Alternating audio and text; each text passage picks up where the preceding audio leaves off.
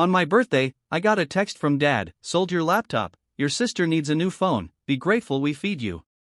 Then he added, "Also you'll pay her tuition $6,000 by Friday." I said no chance. He replied, "Then get out, you're cut off." So I left quietly. The next morning they found what I left on the table. Now my sister's panicking, my mom's screaming, and my dad's calling every number he can. I turned 19 last week. No party, no cake. I didn't expect much, not in this house, but I wasn't expecting what came next either. It started with a text from my dad while I was still in bed. First thing I read on my birthday was that he sold my laptop, said my sister needed a new phone and I should be grateful they still fed me. Then he added I'd need to pay her tuition $6,000 by Friday. I guess he figured since I had a job and a small scholarship I was now the family ATM. I stared at the screen for a long time. No anger, just the slow heavy wave of disbelief. My laptop wasn't just for fun, it was for school, for work, for everything. Gone, just like that. Sold without a word.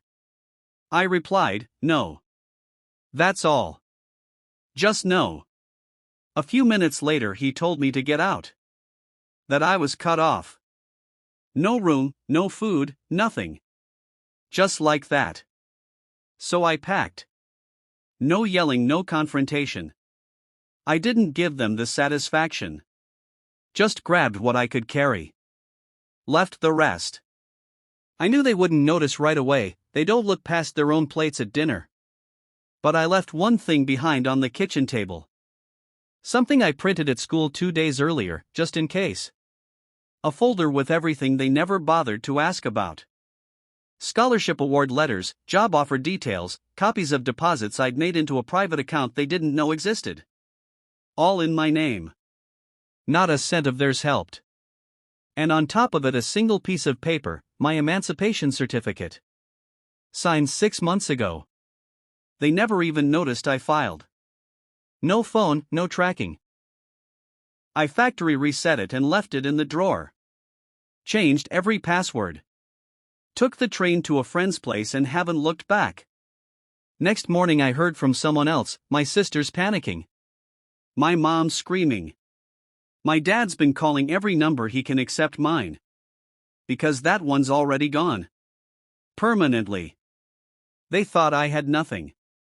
Thought they could squeeze one last thing out of me. They were wrong. I spent the first night on a futon in my friend Jordan's spare room. Quiet neighborhood, no yelling through the walls, no doors slamming, no tension thick enough to cut. I didn't sleep much though. Not because I missed home, because I didn't. And that scared me a little. The morning after I left, Jordan nudged me awake with a coffee and a half smile. Word had already gotten out. Apparently, my sister had a meltdown before school. She tore through the house looking for me, screaming that I ruined everything. Mom started blaming each of them. Dad for pushing me too far, my sister for always needing more. Then she read the folder. That's when everything went off the rails. They thought I was barely scraping by. That I was still under their thumb. What they didn't know was that I had been planning my exit for months. The scholarship I won wasn't small. It covered most of my tuition. I'd been working part-time at a logistics warehouse since I was 16, saving every spare dollar in a hidden account. Dad never asked where I went after school and Mom only cared if I was around to help clean or fix something. Jordan's phone lit up with a string of texts and missed calls from numbers we didn't recognize. I guess they figured I'd be hiding out with him. He didn't answer. Didn't have to. They'd already lost the only leverage they had. By noon I got a message through a mutual friend. My dad tried calling my school. Said he needed access to my financial aid info. Claimed he was paying my bills and deserved to know where his money was going. They told him to kick rocks. I don't blame my sister completely. She's 17, always been the favorite, always handed everything, but she didn't ask to be used like this. Still, she sure didn't say no when they took my things. Or when they demanded I cover her tuition. Entitlement's hard to unlearn when it's baked into everything. I hadn't planned on making noise when I left. I was just going to vanish, build my own life, and let them figure it out. But now watching them scramble, realizing they don't even know who I am anymore, it hits different. They thought I was stuck. Powerless. Turns out, the quiet kid had already walked away. By the end of the week, I was still staying at Jordan's, but I'd started filing paperwork for campus housing. I hadn't told many people what happened, I didn't want the drama. But when you leave like I did, people start asking questions. I wasn't using my phone anymore. Left it behind, wiped and reset. No SIM, no number. But I still had my laptop, Not the one they sold, but a used backup I bought cheap and kept hidden in a storage locker I paid for in cash. Old, slow, but it worked. I used it to check my email and school messages through campus Wi-Fi. That's how I found out the story was spreading. A professor emailed me asking if everything was okay at home because my dad had tried to call the department. Said he was my financial sponsor and needed to know if I was safe. The tone of the email made it clear she didn't buy it. Later, I logged into a private group chat we'd used for a class project last semester, not social media, just a low-key Discord server. That's when I saw it. People from back home were talking. Someone had posted that my mom was calling family and saying I ran off after stealing money. Same lies, different spin. I didn't engage directly. I just uploaded a redacted version of the file I'd left on the kitchen table. Enough to show that I'd been legally independent for months, that I hadn't taken a cent from them, and that I was the one who'd been used. Screenshots of the text. No commentary. Let the truth speak. Jordan helped me lock it down, no comments, no sharing. Just a quiet drop into a chat a few trusted people could see. That was enough. Apparently, someone else showed it to my cousin Lena. She was close with my sister and used to buy into all their crap, but this time she saw it clearly. She didn't message me directly, she couldn't, but Jordan got a ping that night from someone using her initials, saying she didn't know what they'd done to push me that far, but it was probably worse than we knew. That's when it really hit me, I hadn't just left a house. I'd escaped a system, one built on silence, control, and a fake family image they worked hard to protect. And now that silence was gone. I moved into student housing that Monday. Small room, shared kitchen, beat-up mattress, but it was mine. No one barging in. No locks mysteriously changed. No threats hanging over my head like storm clouds.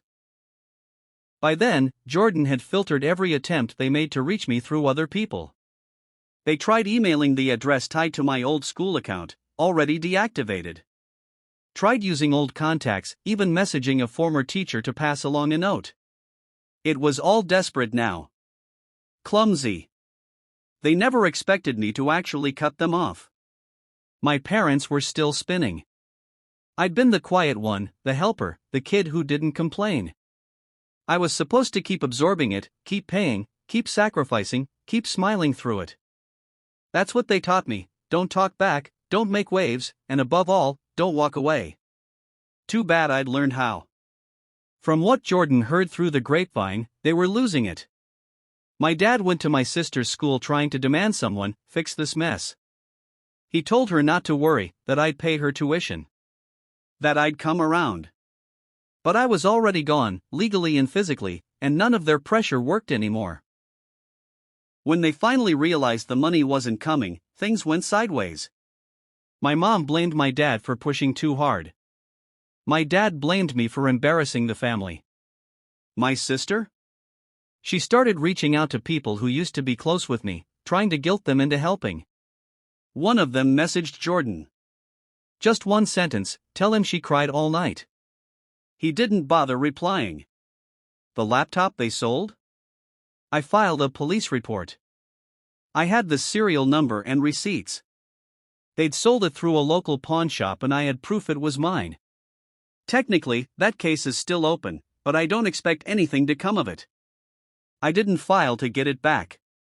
I filed because people like them don't think actions have consequences. I wanted a paper trail.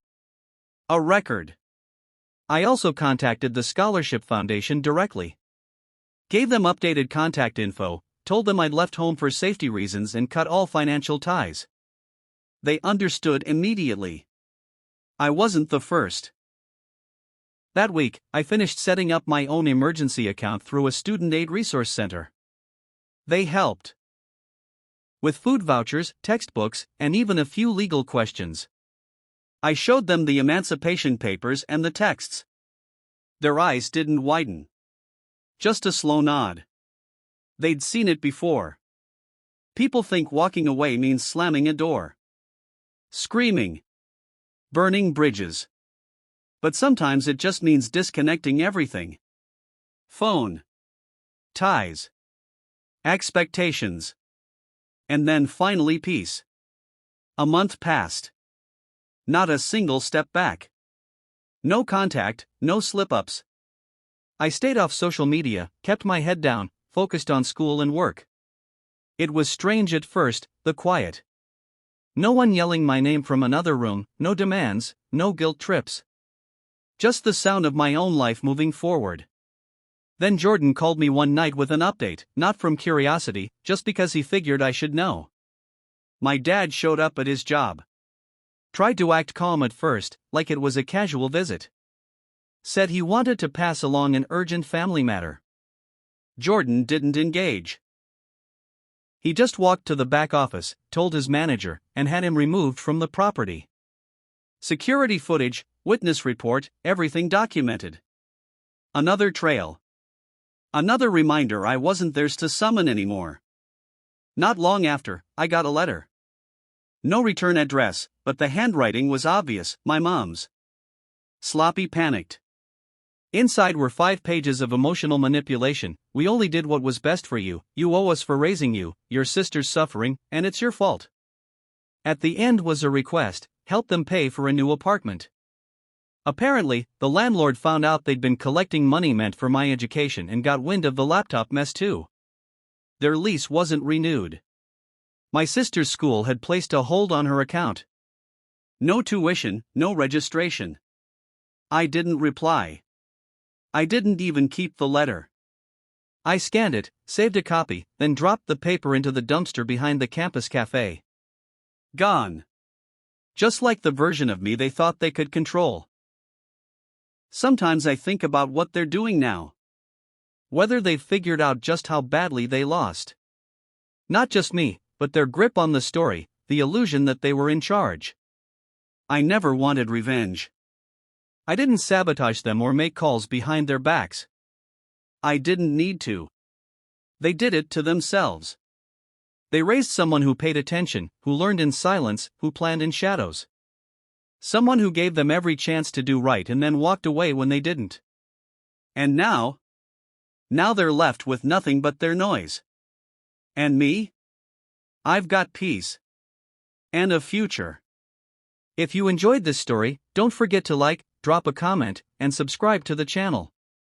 Your support helps me keep bringing you more real, raw stories like this one. Thanks for watching.